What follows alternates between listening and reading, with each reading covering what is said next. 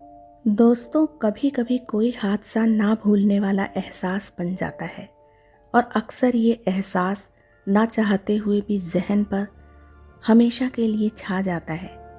तो दोस्तों, आज एक कहानी आप लोगों को सुनाने वाली हूँ।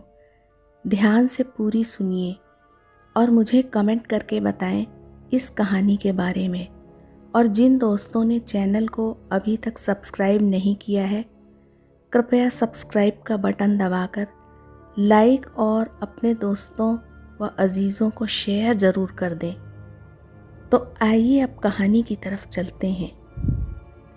माया और महेश की नई नई शादी हुई थी, करीब 1 महीने पहले, और अक्सर दोनों कहीं बाहर घूमने जाते थे।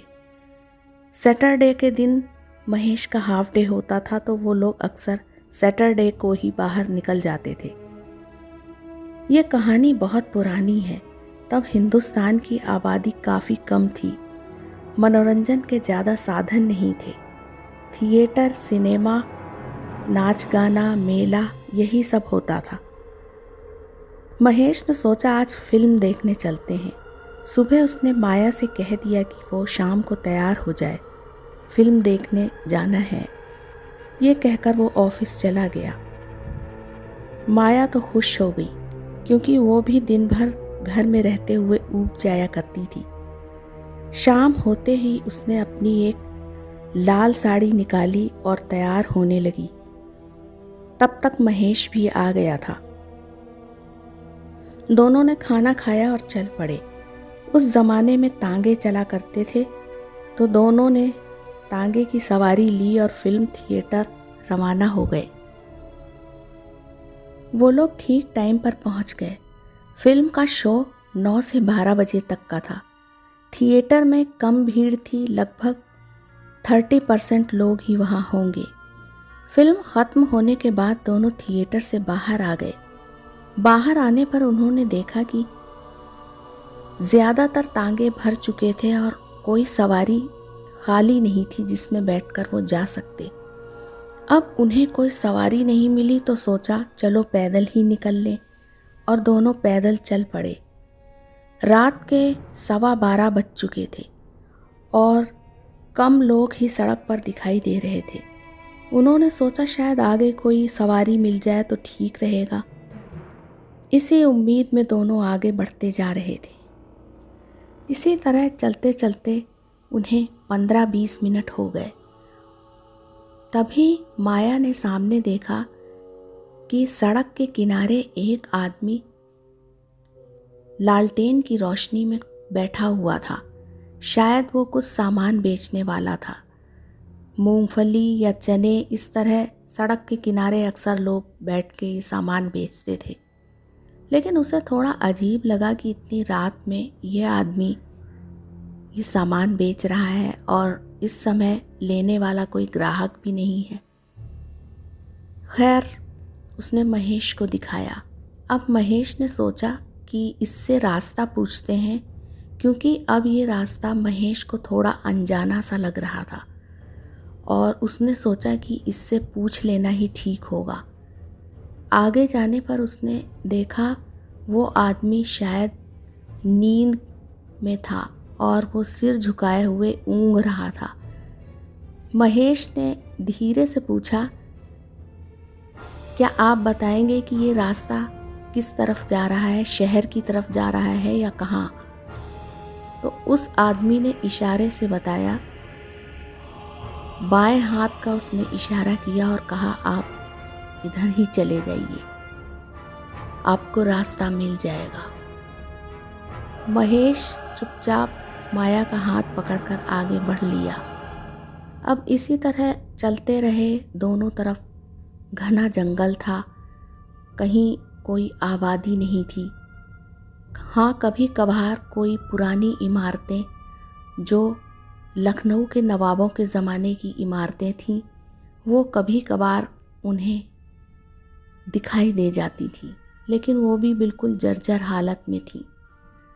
तो चलते चलते इसी तरह उनको कुछ देर और हो गई। तभी माया ने देखा कि सामने एक शख्स लंगड़ाता हुआ चला जा रहा था। अब माया ने कहा महेश से कि देखो सामने कौन जा रहा है। महेश ने सामने देखा, करीब 100 मीटर की दूरी पर कोई शख्स लंगड़ाता हुआ जाता हुआ दिखा। महेश ने सोचा शायद ये भी हमारी ही तरह होगा। सामने स्याह जंगल था और सड़क भी ऊबड़ खाबड़ और बिल्कुल सुनसान थी। सामने वाला शख्स अब बाएं हाथ की तरफ बनी कच्ची पगडंडी की ओर मुड़ गया। अब महेश सोचने लगा कि शायद ये रास्ता शॉर्टकट होगा, तो वो भी उस शख्स को फॉलो करने लगा।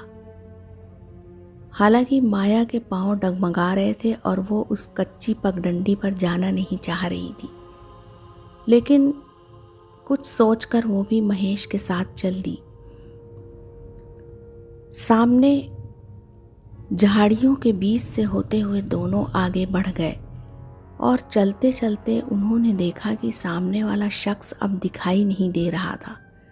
वो अंधेरे में गुम हो चुका था।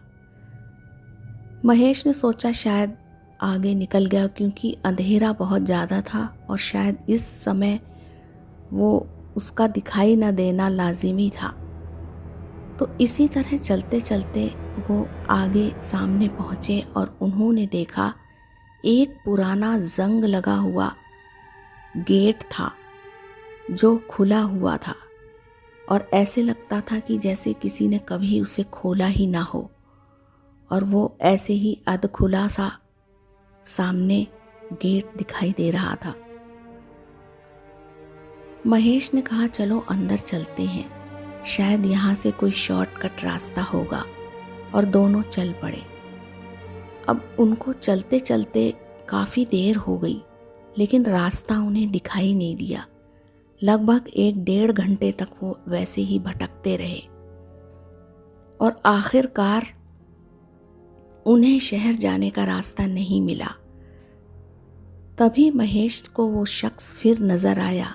उसकी एक झलक दिखाई दी और वो फिर गायब हो गया। महेश को कुछ अजीब सा लगा और माया भी थोड़ी डरी हुई थी। थोड़ी देर बाद माया ने कहा कि ये जगह कुछ ठीक नहीं लग रही, चलो वापस चलते हैं। लेकिन महेश बोला शायद आगे मिल ही जाए रास्ता, और वो माया का हाथ पकड़ के चलने लगा। चलते चलते उसे रास्ता तो मिला नहीं, हाँ और ज़्यादा घना जंगल होता जा रहा था। अब उसने सोचा कि आगे तो कोई रास्ता दिखाई नहीं दे रहा है, चलो वापस चलते हैं, और वो चल दिया। लेकिन जैसे ही वो मुड़ा, उसे लगा जैसे माया बढ़ना नहीं चाह रही हो। तभी माया की एक जोर की चीख निकल गई और महेश के तो देखते ही वो सन्न रह गया, क्योंकि माया का हाथ किसी एक हाथ ने पकड़ रखा था और सिर्फ हाथ ही दिखाई दे रहा था, और उसने बहुत तेजी से माया को अपनी ओर खींचना शुरू कर दिया। माया चीखती रही, लेकिन उस हाथ ने माया को नहीं छोड़ा। अब महेश भी डर गया और उसने सोचा ये कौन है, कैसे है। इसी बीच माया ने महेश का हाथ इतनी ज़ोर से पकड़ लिया और वो उसे खींचने लगी। लेकिन महेश तो डर चुका था और स्वाभाविक है कि उसने अपना हाथ छुड़ाना शुरू कर दिया। लेकिन माया की पकड़ मजबूत थी। महेश भी जोर लगाता रहा और उसने एक झटके से अपना हाथ छुड़ा लिया, लेकिन पीछे देखते ही उसके होश उड़ गए, क्योंकि माया अब दूर जा रही थी। उस हाथ ने उसे पकड़ के घसीटना शुरू कर दिया था और घिसटती हुई माया उस अंधेरे काले जंगल में गायब हो गई। महेश को तो जैसे काटो तो खून नहीं, वो वहीं खड़ा रह गया। थोड़ी देर बाद जब उसे हल्का होश आया तो वो वापस मदद के लिए बाहर निकल गया। उसे समझ नहीं आ रहा था कि माया कहाँ चली गई। लगभग गिरता पड़ता भागता हुआ वो गेट से बाहर आया और उसी सड़क पे आ गया जहाँ से वो लोग अंदर मुड़े थे। तभी उसने दूर एक तांगा आते हुए देखा। उस तांगे में 4 लोग सवार थे। महेश जोर जोर से हाथ हिलाने लगा और कहने लगा, रुक जाओ रुक जाओ। तांगे वाले ने तांगा रोक दिया और पूछने लगा, क्या बात है बाबूजी? तब महेश ने कहा, मुझे मदद चाहिए, मेरी बीवी जंगल में गुम हो गई है, प्लीज़ आप लोग हमारी मदद करो। तांगे वाला देखने लगा और उसने कहा, ठीक है। उसने उन सवारियों को भी कहा कि आप लोग भी आ जाइए। सवारी हालांकि थोड़ा हिचकिचा रही थी, लेकिन वो नीचे उतरकर आ गए और महेश के साथ चल दिए। महेश उन्हें ले जाता हुआ अंदर दाखिल हो गया। अंदर दाखिल होते ही वहाँ का डरावना माहौल देखकर वो लोग थोड़े झिझकने लगे, लेकिन तांगे वाला उसके साथ चल दिया और पीछे से वो लोग भी चल दिए। अब सब लोग चलते हुए उस घने जंगल में माया को ढूंढने लगे, लेकिन माया कहीं दिखाई नहीं दे रही थी, उसका नामो निशान भी नहीं था। इसी तरह घूमते हुए उन्हें काफ़ी देर हो गई। अब उन 4 सवारियों ने कहा कि हम वापस जाते हैं और तांगे में बैठते हैं, लेकिन तांगे वाला महेश के साथ रहा और वो उनके साथ चलता रहा। महेश चलते चलते आगे को बढ़ा तो उसे एक लाल कपड़ा नजर आया। महेश को कपड़ा कुछ पहचाना सा लगा, शायद वो माया की साड़ी का कपड़ा था। अब महेश उस कपड़े की दिशा में चल पड़ा। साथ में उसने तांगे वाले से कहा, वहाँ चलते हैं। दोनों चलते हुए आए तो उन्होंने देखा कि माया की साड़ी सामने दिख रही थी और वो साड़ी दूर तक अंधेरे में जा रही थी। अब उन्होंने आगे बढ़कर देखा तो उन्होंने जो देखा तो उनके रोंगटे खड़े हो गए, क्योंकि सामने एक आधी खुदी हुई कब्र थी जिसमें माया आधी लटकी हुई पड़ी थी और उसका हाथ उस खुदी हुई कब्र की मिट्टी में अंदर दिखाई दे रहा था, जैसे लग रहा था कोई उसे जमीन के अंदर खींच रहा हो। अब उन्होंने हिम्मत करके माया को उठाया और वापस तांगे में लेकर आ गए। महेश वापस आकर बहुत हैरान परेशान था, क्योंकि माया को लेकर उसने जो सब कुछ देखा वो उसे बहुत परेशान कर रहा था। तभी तांगे वाले ने कहा, बाबूजी आगे एक अस्पताल पड़ता है, आप बीवी जी को वहाँ पर एडमिट करा दो, क्योंकि इनकी हालत बहुत ख़राब है और इन्हें डॉक्टर को दिखाना ज़रूरी है। अभी तक माया बेसुध थी। तांगे वाले ने उन्हें हॉस्पिटल में छोड़ दिया और वापस चला गया। महेश डॉक्टर से मिला और डॉक्टर ने उन्हें माया को अच्छी तरह से देखा और एडमिट कर लिया। उसने कहा कि इनकी हालत बहुत ख़राब है, कुछ टाइम तो लगेगा, शायद 1 आध हफ्ता। और इस तरह माया को महेश ने भर्ती करा दिया और वक्त का इंतज़ार करने लगा कि कब माया ठीक हो जाएगी। अब छुट्टी का समय आ गया था। माया ठीक थी लेकिन बहुत शांत थी, कुछ बोल नहीं रही थी। महेश वापस जाने के लिए तैयार हो रहा था। तभी वहाँ पर कुछ बुजुर्ग से दिखने वाले 1-2 शख्स थे जिन्होंने पूछा कि इनको क्या हो गया। तब महेश ने बताया कि ऐसे ऐसे उसके साथ हादसा हो गया और उसकी बीवी एक जंगल में फंस गई थी। तो उन लोगों ने कहा, वो रास्ता तुम्हें किसने बताया था? महेश ने बताया कि रास्ते में एक मूंगफली वाला किनारे मूंगफली बेच रहा था, उसने मुझे ये रास्ता बताया।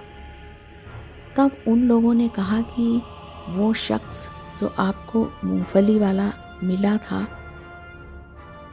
वो तो बरसों पहले वहाँ पर मूंगफली बेचता था और एक दिन सड़क पर एक तेज रफ्तार कार ने उसे कुचल दिया और उसकी वहीं मौत हो गई।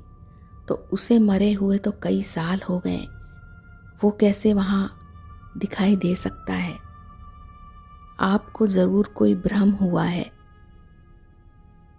अब महेश सोचता रह गया कि कौन था वो शख्स जो उसे कब्रिस्तान के अंदर भटकाने के लिए ले गया, और ये उसकी हमेशा के लिए कभी न भूलने वाली एक घटना बन गई।